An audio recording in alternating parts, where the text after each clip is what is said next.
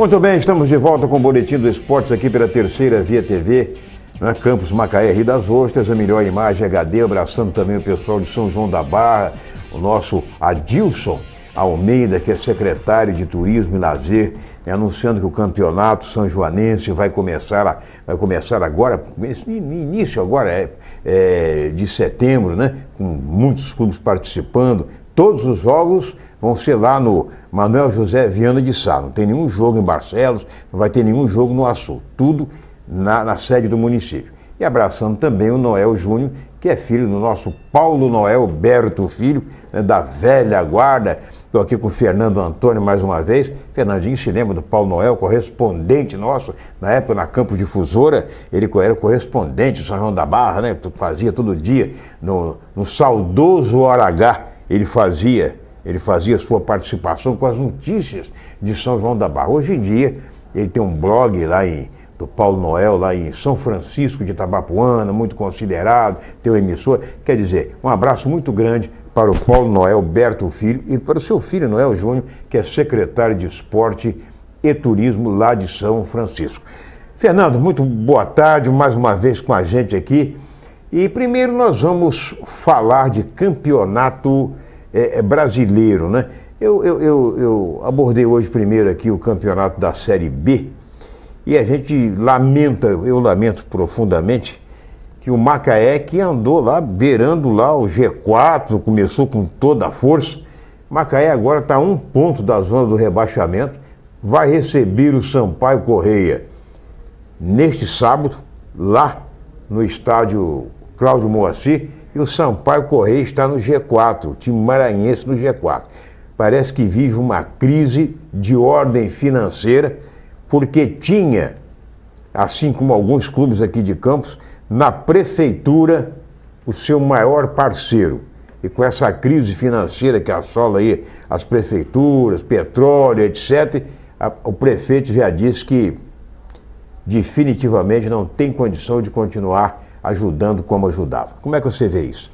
Boa tarde a você, ao telespectador. Meu abraço ao Paulo Noel Berto Filho, grande jornalista, homem da comunicação. Tivemos a oportunidade de trabalharmos juntos em várias ocasiões, principalmente na cobertura do grande carnaval de São João da Barra.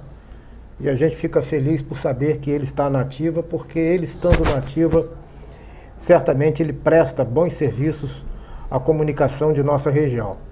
O grande detalhe é que muitos clubes ficam presos à verba pública, não se planejam e não criam alternativas para sobreviver com mais independência. Exatamente. Até em função dos problemas emergenciais, porque o patrocinador, ele contribui até onde ele pode. Chega um determinado momento em que, às vezes, ele entende que a linha de investimentos não dá a ele o retorno que é necessário para ele continuar investindo. Exato. Então o clube tem que ter uma retaguarda. Quando se fala em verba pública, pior ainda, porque você, para ter o apoio do poder público, existem duas situações. Existe o ponto de arrecadação do município. Se cair, alguns cortes vão ter que ser feitos. E normalmente isso acaba calhando numa quebra de investimento para o futebol. E se mudar o gestor, de acordo com o político que assumir, se ele não gostar de futebol e entender que não vale a pena investir tanto, o clube também fica sem receber. Isso aí aconteceu no Quissamã.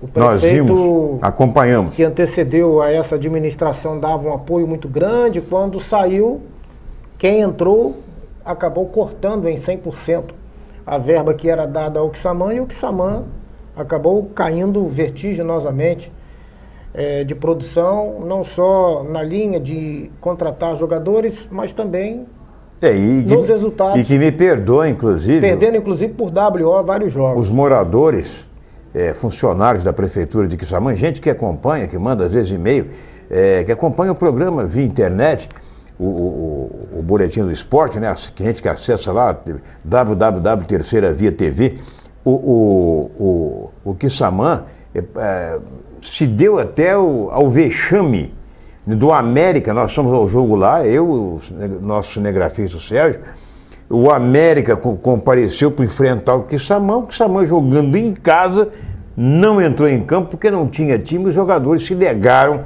a entrar e não tinha dinheiro para pagar as taxas da federação.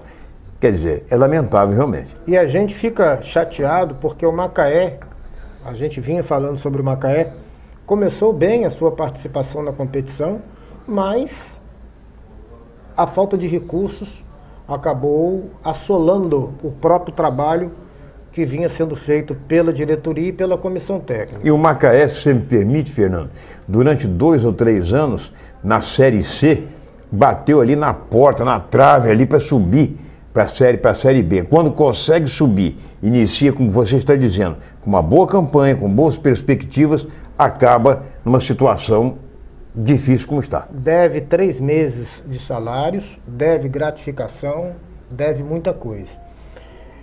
Um outro detalhe que a gente já citou aqui e vale a pena lembrar. Eu não sou muito fã de clube de dono. Eu entendo que todo clube tem que ter uma diretoria e essa diretoria tem que estar bem compactada, porque um setor complementa o outro. A hora que o Macaé perder o Mirinho, o Macaé vai ficar à deriva.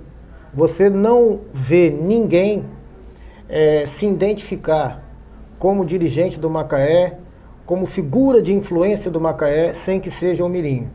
Ele é quem manda, ele é quem contrata. Dizem até que quando há desgaste com a comissão técnica, é decorrente das influências dele no que diz respeito à escalação de time. E é bom se explicar que Mirinho, né, Teodomiro, ele foi vereador, foi presidente da Câmara Municipal de Macaé, né, e até o prefeito, naturalmente, que tem interesse em apoiar o clube do qual ele é presidente. Mas mesmo assim, uma verba que beirava aí a 2.400.000 por mês, que era destinado aí ao clube, caiu para 800. E agora o prefeito disse, mais de 500 mil nós não podemos dar. Isso lá, imagina para Macaé se manter na Série B, com viagens e tudo mais, e para se manter na Série A do campeonato estadual.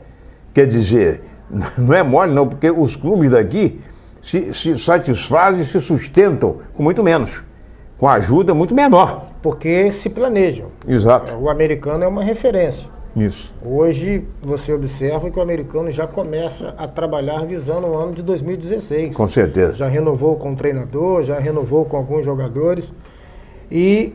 Renovou com o filho, que me disse o Luciano Viana. E emprestou para o América. Emprestou para o América, quer dizer, o período em que ele estiver no América, o América tem que pagar os salários. E já está buscando uma fonte de arrecadação para criar sustentabilidade para o futebol no ano que vem. Por quê? Porque o clube ele tem que ter essa estrutura interna. Você não sabe o que pode acontecer.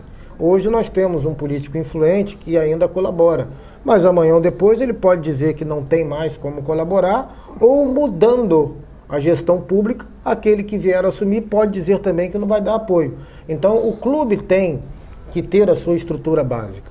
É o que ocorre com esses clubes que têm apenas um dirigente, que tem apenas uma conexão política, e quando perde isso, o clube acaba desabando. O que eu lamento é que nós aqui temos hoje mais de 500 mil habitantes e não temos um estádio municipal. Ah, isso é terrível. E mesmo hoje, a população de Macaé, estando em grande número, porque cresceu assustadoramente nesses últimos 5 anos, mas não há uma frequência dentro do nível do que foi construído a nível de estádio. Exato. O Cláudio Moacir, você não vê mais de 2.000 pessoas. Não, e nós tivemos jogos aqui do americano na 2ª divisão do futebol do Rio de Janeiro, dando 3.000. E você vê que mesmo, você falou mais de 2.000 pessoas, assim mesmo quando é jogo com times de fora, que tem uma torcida grande, que comparece, até mesmo a torcida ano passado, a torcida lá do Fortaleza, que disputou aí o final, a torcida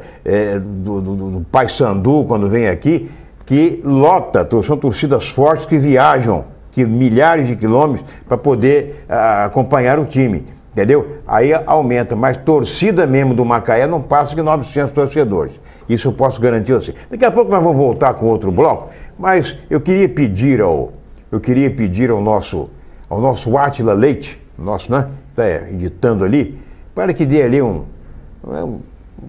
cliquezinho ali para mostrar a primeira página de hoje do Jornal Extra.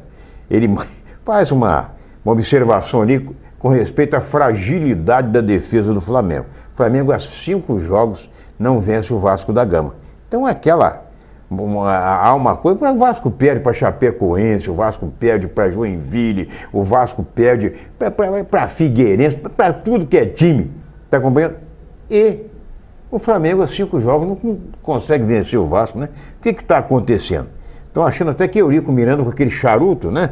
Quem sabe é pai de santo, ninguém sabe o que pode ser, né? Então, na primeira página do Jornal Extra de hoje, você vai ver ali um anãozinho com a camisa do Vasco dizendo que o gol do empate do Vasco no jogo com o Flamengo, com aquela defesa, até ele faria aquele gol.